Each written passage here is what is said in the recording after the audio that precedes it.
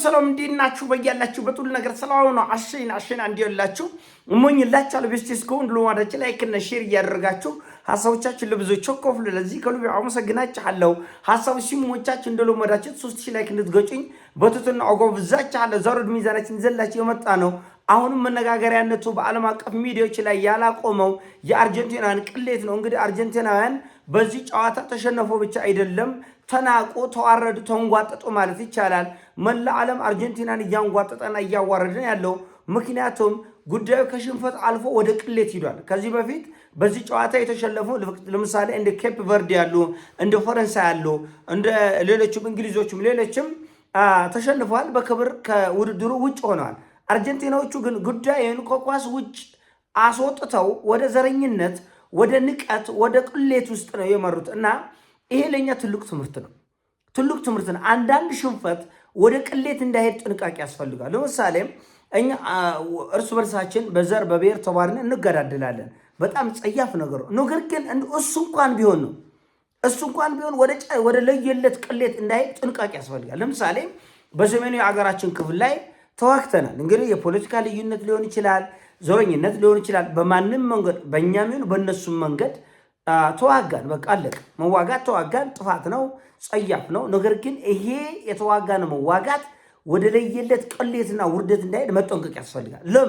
ለምሳሌ ሴቶቹ መድፈር እንግዲህ ተዋግተ ወይ ታሸንፋል ወይ ትሸንፋል። ነገር ግን ሴት መድፈር፣ ህፃናት መድፈር፣ ቤተክርስቲያን ማቃጠል፣ መስጊድ ማቃጠል ከውጊያው በላይ ቅሌት ነው እና በጣም ክብረ ነክ የሚሆን ለትውልድ አንገት የሚያስደፋ ጉዳይ ይሆናል እና አሁን አርጀንቲና ልክ ሌሎች ቡድኖች እንደተሸነፉት አይደለችም።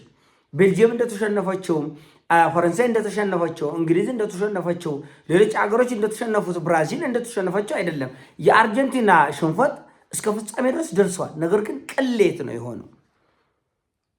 እርሱ በርስ ተጫዋቾቹ ከተቃራኒ ቡድን ጋር ድብድብ ነው የገቡት። አይታችሁታል። በጣም እኔ አርጀንቲና ደጋፊ ነኝ እንዳልኳቸው ብዙም ጊዜ የለም ሙሉ ጨዋታን ቁጭ ብሎ ለመከታተል ጊዜ የለም። ነገር ግን በሜሲ ምክንያት ነው አርጀንቲናን መወደው እንጂ ሙሉ ቡድንን አላውቅም። ነገር ግን በተለይ በዚህ ቶርናመንት በዚህ ውድድር ላይ የአርጀንቲና ደጋፊዎች ለጥቁሮች የሚያሳዩት አይን ያፈጠጠ ጥላቻ በጣም ጸያፍ ነው። አንዳንዶቹ አረ ስለ ኳስ እናውራ ሌላውን ተው ትላለህ። ምንድነው ኳስ? አንድ ኳስ ይዞ ማንከባለል ቁም ነገር አይደለም። በዓለም አቀፍ ደረጃ ስፖርታዊ ዝግጅቶች የሚዘጋጁት ፍቅርን ለማምጣት፣ ሰላምን ለማምጣት፣ አንድነቱን ለማምጣት፣ የዓለምን ሰላምና ፍቅርን ለማረጋገጥ ነው እንጂ ኳስ ይዞ ለማንከባለል we don't care። እኛ ስለ ኳስ ጉዳያችን አይደለም።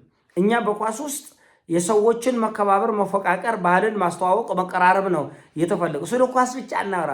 ኳስ ውስጥ ያችን ኳስ ሜዳ ላይ ማንከባለል እኮ አይደለም ቁም ነገሩ እሱ አይደለም። በዓለም ላይ አንድነትን የሚፈጥር ሀሳብ መርዝ ይዘው ወደ ስፖርት መጣል ምን ታደርግልኛለህ? አሜሪካው ለምሳሌ ይህን የዓለም ዋንጫ አዘጋጀች። ባታዘጋጅ ይሻል ነበር። ለምን? ከስር መሰረቱ የተግማማ የተቡካካ ነገር ስለሆነ አይመጡንም። ይህን የፍቅር ይህን የአንድነት ይህን የሰላም መድረክ ለማዘጋጀት አሜሪካ አትመጥንም። አሁን ባለው ሁኔታ በጎን ደም እየፈሰሰ ሰው እየተጨራረሰ ዓለም ረሃብ ውስጥ ችግር ውስጥ እየወደቀ እንደዚህ የለም እና አንዳንዱ ነገሮች ማሸነፍ ከማሸነፍም በላይ ትርጉም አለው። አንዳንዱ ነገር መሸነፍ ከመሸነፍም በላይ ትርጉም አለው።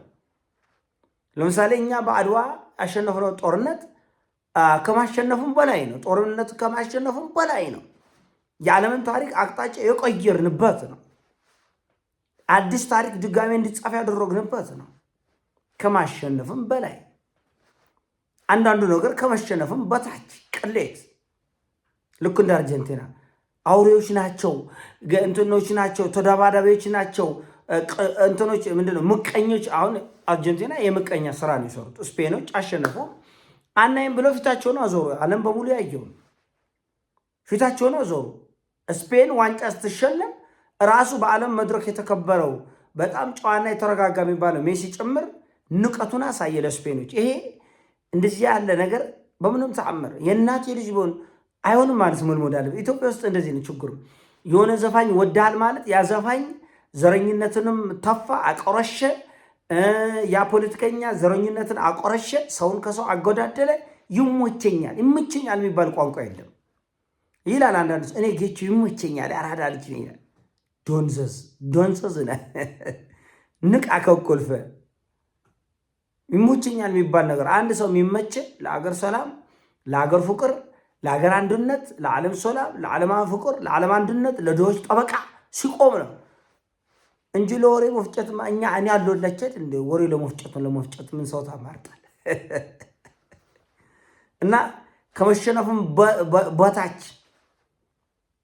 ልንዋጋ እንችላለን። በፖለቲካ ልዩነት ኢትዮጵያ እኔ ልብ በሉ ልክ እንደ አርጀንቲና ይሄን ሀሳብ ማንሳት የፈለኩትም ከዚህ አንጻር ቃኝቸው ነው። እና ልክ እንደ አርጀንቲና ከመሸነፍም በላይ የከረፋ ነገር አለ። አንዳንድ ነገር የሀገርን ክብር መጣል አርጀንቲናን በእግር ኳስ ምክንያት ያከበሩ የወደዱ በሜሲ ምክንያት የተወደዱ የተከበሩ ህዝቦች ነበሩ። ነገር ግን አይን ያፈጠጠ ጥርስ ያገጠጠ ጥላቻ በአርጀንቲና ብሔራዊ ቡድን ውስጥ ጥቁር ተጫዋች አንድም የለም፣ ኑርም አያውቅም።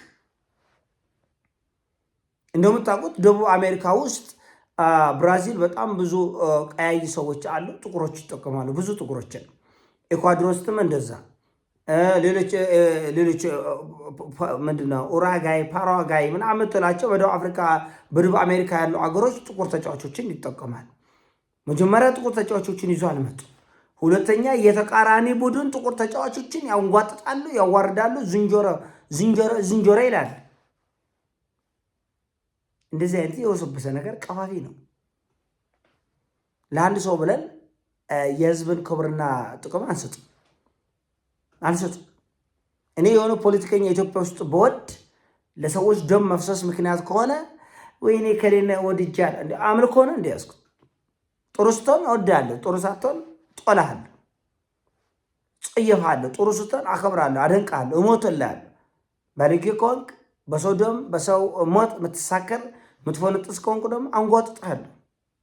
ዛቱሴ ዘፋኝም ሆን ደራሲም ሆን የዩቲዩበርም ሆን የሚዲያ ሰውም ሆን ቀይ መስመሩን ማለፍ የለብም። ቀይ መስመር ምንድን ነው? ሰውን ማክበር፣ ሰውን በሰውነቱ ማክበር።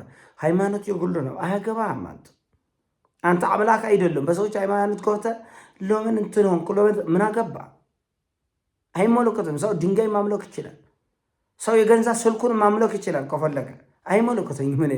እኔ ከአንተ ጋር ያለኝ ግንኙነት አሸይና ነው፣ ሶላም ነው፣ ፍቅር ነው። በቃ ነው የሚመለከተኝ እንጂ ስትረግጠው ያልከውን ጫማ ስረግጠው ያልኩትን ጫማ ማምለክ መብቴ ነው። ከጠየቀኝ እኔ የማመልከው ጥሩ ነው፣ ትክክል ነው፣ ሀቀኛ ነው ብዬ መነግሮን አስረዳል። ከጠየቀኝ በግድና እቸል ጫማህን ማምለክ መብቴ ነው፣ ጫማህን ማምለክ መብቴ ነው። ስለዚህ የሰውን መብት አለመንካት፣ የሰው አንተ እንዳይነካ በአንድ ሀገር ላይ ተከባብሮ መኖር፣ በዓለሚቱም በምድራችንም እንደዛ። ቻይኖቹ የፈለጉትን ያምልኩ፣ እኔን ካልነኩኝ ከጠቆምኳቸው የግል ነራችን የግል ነው። እኔ እውነቱ ለመነጋገር ከቤተሰቤ የሆነ ሰው ተነስቶ ወይ ወንድም ወይ አባት ወይ እናት ሆነ ሃይማኖት ቢቀይር አይ ዶንት ኬር። ለምን ሕፃን አይደለም፣ ጮቅላ አይደለም። ሰው አውቄያለሁ፣ ተፈላስፌያለሁ፣ እውነት ደርሼበታለሁ ካለ መንገዱን ጨርቅ ያድርግለት እና ከዛ ውጭ ያለ በዓለም ላይ መናናቅን፣ ጥላቻን የሚሰብክ የትኛውም ግለሰብ፣ የትኛውም ቡድን፣ የትኛውም ኃይል እንነቅፋለን፣ እናወግዛለን። ስለ ኳስ ብቻ እናወራ። ተው ስለ ዘረኝነት። ከኛ ኢትዮጵያን በላይ ዘረኛ አለ? ኦፍኮርስ እኛ ዘረኛ ልንሆን እንችላለን። የእኛ ዘረኝነት ግን የሌላውን ዘረኝነት ጽድቅ አያደርገው። የኔ መሀይምነት አንተን ጂኔስ አያደርገው። ስለዚህ ልክ ካልሆንክ አንተን ወቅሳለሁ፣ ልክ ካልሆንክ እኔን ትወቅሰኛለህ፣ ታርመኛለህ፣ አርመሃል። ገዳዮች በኳስ ጀርባ ተደብቀው፣ ገዳዮች በሙዚቃ ጀርባ ተደብቀው፣ ገዳዮች በፊልሞችና በተውኔቶች በመጽሐፎቻቸው ተደብቀው ሌላውን ሰው እንዲያደሙና እንዲያቆስሉ ለሌላው ሰው ያላቸውን ንቀት እንዲሰጡ እንዲያጎለብቱ ማድረግ ተገቢ አይደለም እና ማረም ያስፈልጋል ነው ትልቁ ጉዳይ ማረም ያስፈልጋል፣ ማስተካከል ያስፈልጋል። እና እኔ ከዚህ በኋላ ለመቼውም የአርጀንቲና ደጋፊ አልሆንም። ለምን የሰው ልጅ በአደባባይ እየናቁና እያንጓጠጡ ዝቅ እያደረጉ በመልኩ እያንጓጠጡና እያዋረዱ አልቀበል። ከነሱ ይልቅ ጥቁሮች ተሰደው ፈረንሳይ ሀገር ሂደው የትምህርት እድል፣ የስራ እድል፣ የኳስ እድል አግኝተው በብሔራዊ ቡድናቸው ተካተው ያን ሁሉ ጥቁሮች ወደ ዓለም ዋንጫ ይዘው የመጣችው ፈረንሳይ አከብራለሁ።